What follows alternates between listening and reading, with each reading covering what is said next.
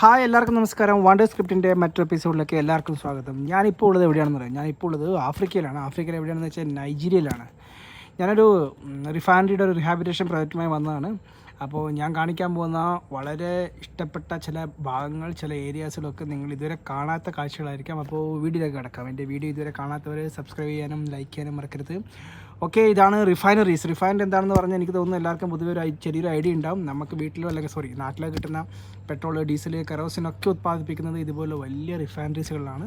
Actually ഇതൊരു 20 years before commissioning ചെയ്ത് wind up ചെയ്ത് ഷട്ട് ഡൗൺ ചെയ്തൊരു പ്രോജക്റ്റാണ്. ഇപ്പോൾ അതിൻ്റെ റീഹാബിലിറ്റേഷന് വേണ്ടിയാണ് ഞങ്ങളിവിടെ വന്നിട്ടുള്ളത്. അപ്പോൾ നിങ്ങൾ കാണാൻ പോകുന്ന റിഫൈനറിയുടെ ഈ ഭാഗങ്ങളോ അല്ലെങ്കിൽ ഈ പോർഷൻസോ വെച്ചിട്ട് ഇതിങ്ങനെയായിരിക്കും റിഫൈനറി എന്ന് ചിന്തിക്കേണ്ട. റിഫൈനറിയൊക്കെ കമ്മീഷനിങ്, അത് ഓൺഗോയിങ് ആയിട്ടുള്ള റിഫൈനറീസൊക്കെ വളരെ വെൽ മെയിൻറ്റൈൻഡ് ആയിരിക്കും. ഇത് ഞാൻ പറഞ്ഞല്ലോ 20 വർഷം മുന്നേ പൂട്ടിക്കിടന്ന ഒരു റിഫൈനറിയാണ്. അതുകൊണ്ട് തന്നെ നിങ്ങൾ പുല്ലും പഴുതാരിയും ഊന്തും തവളയും ഒക്കെ ഇതിൽ കാണാൻ പറ്റും. നിങ്ങൾക്ക് ഇതൊന്നും റിഫൈനറി വർക്ക് ചെയ്യുന്ന ആൾക്കാരിൽ ഇതൊക്കെ അവിടെ ജീവിക്കുന്ന ആൾക്കാരാണ്. അവരുടെ ആവാസ വ്യവസ്ഥയൊക്കെ നശിപ്പിച്ചുകൊണ്ടാണ് നമ്മൾ റീഹാബിലിറ്റേഷൻ പ്രോജക്റ്റ് അല്ലെങ്കിൽ റിപ്പയറിംഗ് ജോബുകൾ മുന്നോട്ട് പോകുന്നത്. വിത്തിൻ 3 years ഓഫ് ടൈം എനിക്ക് തോന്നുന്നു നമുക്കിത് കമ്മീഷൻ ചെയ്തെടുക്കാൻ പറ്റും.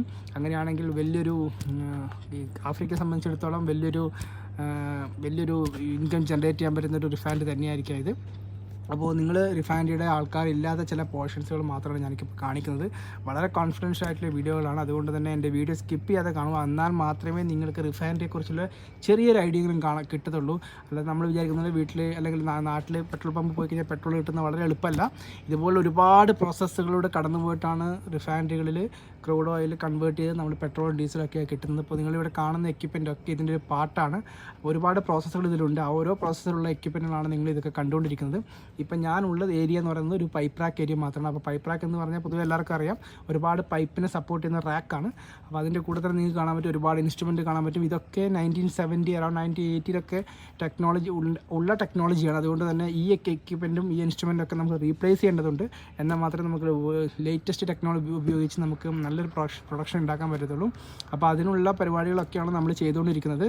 അപ്പോൾ ഓയിൽ ആൻഡ് ഗ്യാസിൽ വർക്ക് ചെയ്യുന്നവർക്കൊക്കെ ഇത് കണ്ടു കഴിഞ്ഞാൽ പെട്ടെന്ന് മനസ്സിലാവും. അല്ലാത്തവർക്ക് ഒരു പ്രത്യേക അനുഭവം തന്നെയായിരിക്കും. അപ്പോൾ നിങ്ങൾ എൻ്റെ വീഡിയോ സ്കിപ്പ് ചെയ്യാതെ കാണുക.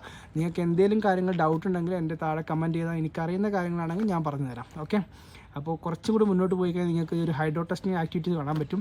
ഹൈഡ്രോ ടെസ്റ്റ് ആക്ടിവിറ്റി എന്ന് പറഞ്ഞാൽ ചില പോർഷൻസ് ഓഫ് പൈപ്പ് അത് ലീക്ക് ഉണ്ടോ എന്ന് കണ്ടുപിടിക്കാൻ വേണ്ടിയിട്ട് നമ്മൾ ചെയ്യുന്ന ചെറിയ ടെസ്റ്റാണ്. ആ ടെസ്റ്റിൻ്റെ ചെറിയ പോർഷൻസുകൾ മാത്രമേ എനിക്ക് കാണിക്കാൻ പറ്റത്തുള്ളൂ. ഞാൻ പറഞ്ഞല്ലോ ഇത് സേഫ്റ്റി റെസ്ട്രിക്റ്റഡ് ഏരിയയാണ്. അതുകൊണ്ട് തന്നെ നമുക്ക് വീഡിയോ എടുക്കാനോ ഇതുപോലുള്ള ആൾക്കാർക്ക് ഇങ്ങനെ സംസാരിച്ചുകൊണ്ട് വീഡിയോ എടുത്തുകൊണ്ട് നിങ്ങൾക്ക് പോസ്റ്റ് ചെയ്യാൻ പറ്റുന്ന ഒരു ഏരിയ അല്ല ഇത്. റിഫൈനറി വളരെ സേഫ്റ്റി പ്രിക്കോഷൻസുകളുള്ള ഒരു ഏരിയ തന്നെയാണ്. അപ്പോൾ ഇതുപോലെ വീഡിയോ ഒക്കെ എൻ്റെ ചാനൽ സബ്സ്ക്രൈബ് ചെയ്യുക, ലൈക്ക് ചെയ്യുക, ഷെയർ ചെയ്യുക. Thank you, bye bye.